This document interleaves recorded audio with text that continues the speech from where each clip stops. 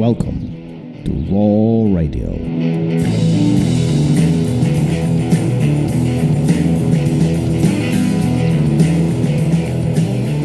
And we are live. Yep, here we go. There we go. For the record, we've been recording and Gary's not talking. What? That's just like the other podcast, the one with guests. I don't talk too much. This one I'm a little more vocal. I usually got more to say. I let the guests speak. Is that what it is? It is. It is. I do all the research, let the guests speak and just sit back and see how it goes. Sometimes it goes great. Sometimes not so much. But it's been fun. So doing it that way. And then here on the takeaways, I talk a little bit more. I got more to say. Now who's going to talk? We're starting this over. This takeaway is going crap. All right, let's listen. We talked away from here. Listen, we talked to Carl Miller, the submission wizard, the submission specialist, a great personality, jiu-jitsu black belt, but also a martial artist. At least that's how he finds himself. Yeah. Or how he looks at himself. A great young man, well established, have his own jiu-jitsu academy or his own martial arts academy. He was on Tough. He Ultimate Fighter, if you don't know what Tough is. And he's had the opportunity to train with a lot of different individuals, and his perspective on life is quite unique. What did you take away from Cole? Opportunities, making the best of your opportunities. And here's a kid that wanted to be a fighter. Really, he didn't just want to train jiu-jitsu and then fall into fighting. Had an opportunity, it was to learn from a fighter, and took it.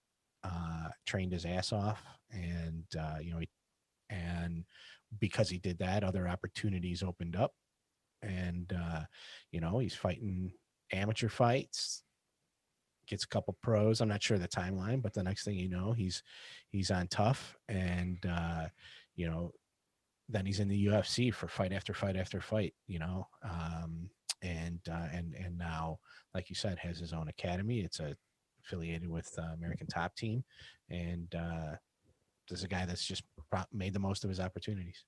Yeah, no, I think that was kind of cool part about this story, right? Like just like you mentioned, he wanted to fight from the very beginning. That was his dream. That was his goal in life. But he knew in order for that to happen, he had to. It's not going to fall in his lap, right? He's not going things that just won't appear. So he talks about these opportunities in his life as a doors, doors to different rooms, and it's his choice whether he was going to take them or not.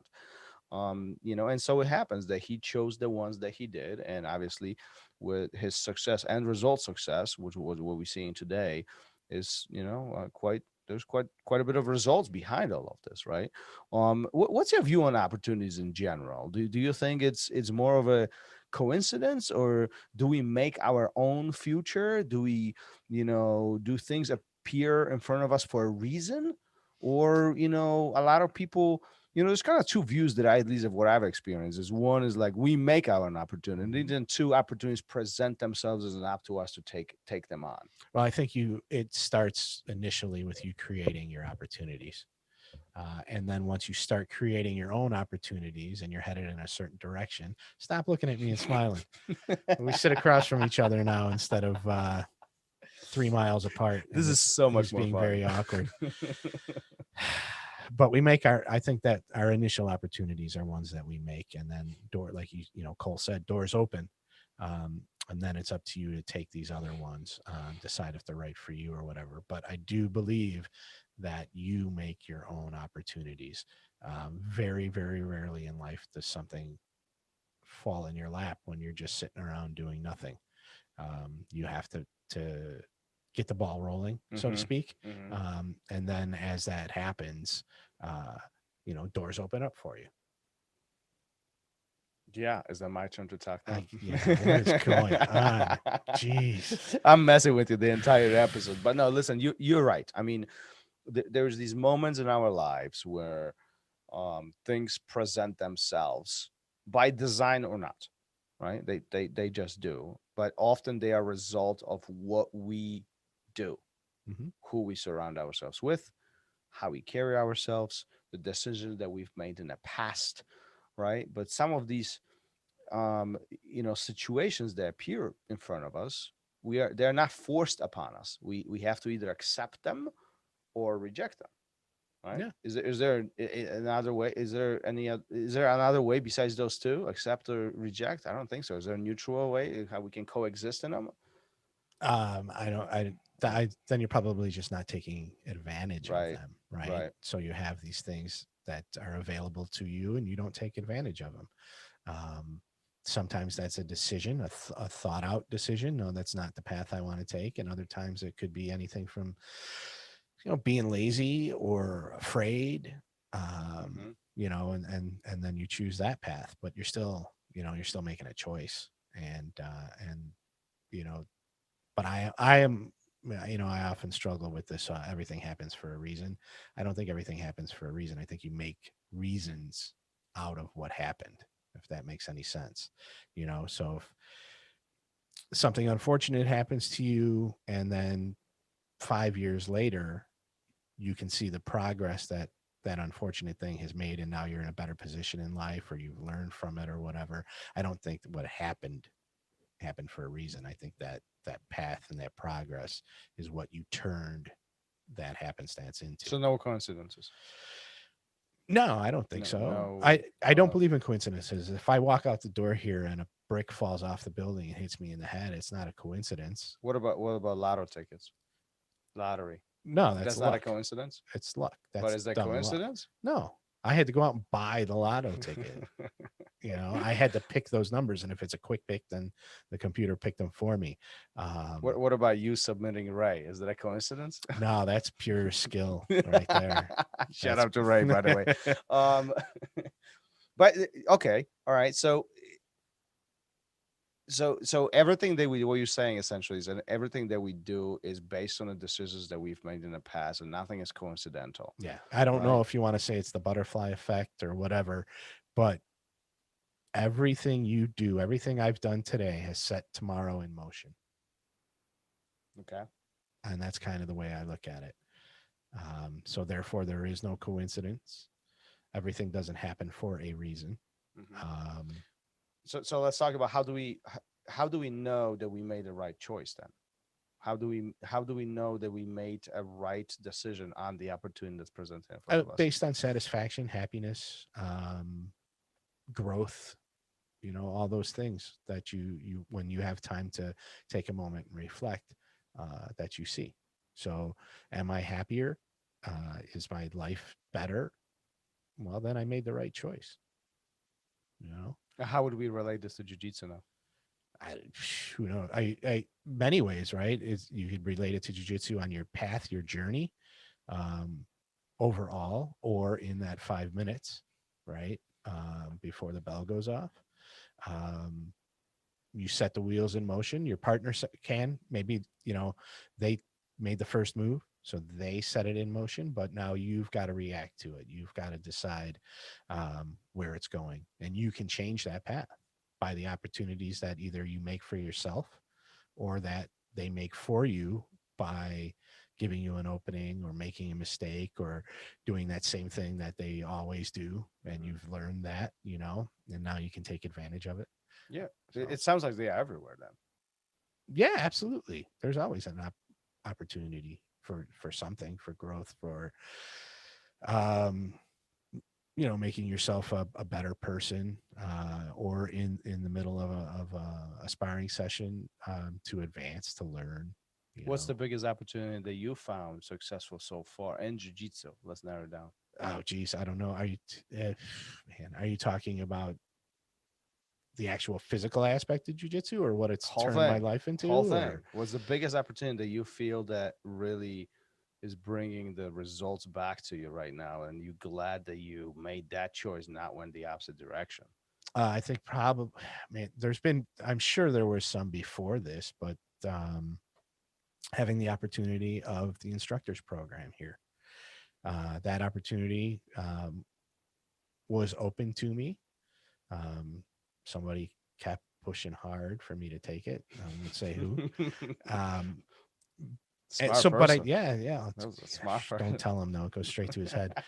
Uh, but so I took advantage of that opportunity. And when I did that, a lot of things changed. And it's if you listen to these takeaways, you'll know what I'm talking about. If this is your first one, it changed my career. It changed me as a person. And so I think that's probably the biggest one out of everything. Now, there were probably dozens of small ones before that led up to that. Why did you say you should take this? I must have done something, right? There must have been other opportunities that I took advantage of along the way for you to say, hey, I think this would really benefit you. Take this instructor's course, see what happens. And then the next thing you know, I'm shadowing for a couple weeks on the mat, and after that, I'm picking up kids classes. So Then you're quitting your job. yeah, and then well, it took a little bit longer than a couple weeks, but the wheels were set in motion. Like I said earlier, taking that opportunity led to me quitting my job that I had before working here at the academy.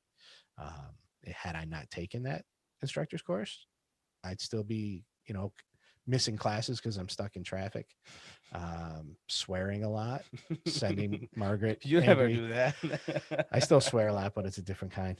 Sending Margaret texts all day about how pissed off I am and how I'm going to be late and I'm not going to make it to class and I won't be home for dinner. And, Yeah. All this mess is going to be waiting for me when I get back tomorrow. So I took that opportunity and it changed a ton of stuff for me. How about yours? What was the big one for you? You can't do that. Absolutely. You can't do that. I'm tired of being put on the spot all the time. Let's hear from you. That's what I do. And then after you tell me, I'm gonna call Carrie and see if that was really it or not. Well, for it's hard. It's a hard question, very difficult question because there's many of them over a period of 20 plus years. But I think that one that sticks out of in my mind instantly is the fact of stepping on the mat for the very first time. I mean, that's the obvious one, but often I think forgotten. We look at, I think when we talk about opportunities, we often look at the result, and often that result easily in our mind is equated to some kind of big success, a gold medal, a promotion, a new house, new car, I don't know, maybe a new relationship, whatever the case might be, new job, right? Which I think rightfully so, it should be. But I think often we forget about these small opportunities that maybe even were coincidental in some shape or form. There's no coincidence. Well, we just talked to somebody. I won't say who. Keep tuning in. There's no coincidence. Well, things happen for a reason. But no, they don't. Let's just say. Well, this is why I don't talk on the show. This is why I don't talk. But these small opportunities, and they often don't have this black and white result at the end, but they lead to other things that convert into these things that we really, really appreciate, these life change events that we really see, feel, live, experience, and so on. So for me, I think one of the biggest ones really was stepping on the mat. And I'm not going to go into my story at this moment. If you want to talk, hear that rewind. At some point we did talk about it, but I didn't want to do jiu-jitsu. I did jiu-jitsu and I'm stuck with jiu-jitsu. And now jiu-jitsu is my life, is my career, is, I get to hang out with a lot of cool people and Gary and talk to people and then share some of these experiences with the students on the mat with the hope that, that changes their life in some capacity. And maybe later, maybe they will teach their kids or their students and whatever the case might be. And if they don't, that's fine too, but that was for me one of the biggest ones. Yeah, and like I said, it's that you set those wheels in motion and then all those things fall into place afterwards. And sometimes I think the big life changing ones that you're talking about are the easy ones to spot. But if you think about it a little deeper, you're going to see a bunch of little ones in between, right? That made each of those bigger events happen. For sure. Yep. For sure. One of the other things that Carl Miller said on the episode was there's no perfect student, there's no perfect instructor. What are your thoughts on that? Yeah. Because often, it's being viewed that guys who achieve a certain level of success, there is a drive for perfection. There is a drive of um, certain level of knowledge and expertise. That's what makes them experts, whether student or instructor, doesn't matter, right? In Yeah. both of those areas. Do you feel that student could achieve a perfection, or do you feel that instructor could achieve a perfection? No, I don't think so because there's no perfect person. I was Um, about to say you perfect, but please. But there isn't. There is no perfect person. So how could there be a perfect instructor? How could there be a perfect student? Um, if you become, I mean, this is a weird way to think about it, but if you're perfect, then where what where else where is is there to there, learn? right? Right? Yeah. Where else is there to go? And anybody, I mean, you got to have a pretty big ego to think that there's nowhere else for me to go in jujitsu or in life. Um, the greatest guys out there are still learning; they're still developing. If you somebody who was considered, I'm not going to drop, say anybody's names, but somebody who was considered the best 3 years ago is still considered the best today, but you'll hear him say how much he's progressed, or it'll probably give it away, but he said, I'm beating people with stuff that I knew 5 years ago. Uh, well, he's still progressed, right? Mm-hmm. And if he didn't progress in those years, um, then he would have stopped being what he is. I don't know. It's And convoluted, but I no, think you I know what I'm get it. saying. No, I know what you're saying. I mean, it's all about the end result, and if we find the end result as perfection, that there is nothing else beyond that, and Mhm. then what is there left? Right. So it's always interesting. Some of these, deep topics often bleed over, and they create a very interesting dynamic and very interesting conversation from a point of view perspective. Yeah. Yeah. But all the again, and all that can kind of we can kind of interconnect to these opportunities, right? I mean, drive to perfection, a healthy drive to perfection is something that a lot of people see as opportunities to get better, Yeah, yeah, and you take them as they come, right? I right? mean, there's still people out there. Simone Biles is coming to mind right now while we were talking about this, who is going again to the Olympics, and people are calling her the greatest of all time, um, and she's better now than she was, 4 years ago, and she's going to keep getting better until physically, things start going south. Um, why? Well, because she's been given all these opportunities, Mm. and she still has these opportunities to grow, to get better, to train, to learn, to keep herself in this peak condition. And some might say she's perfect, but I bet she's still young enough. 4 years from now, she'll be better than she was today.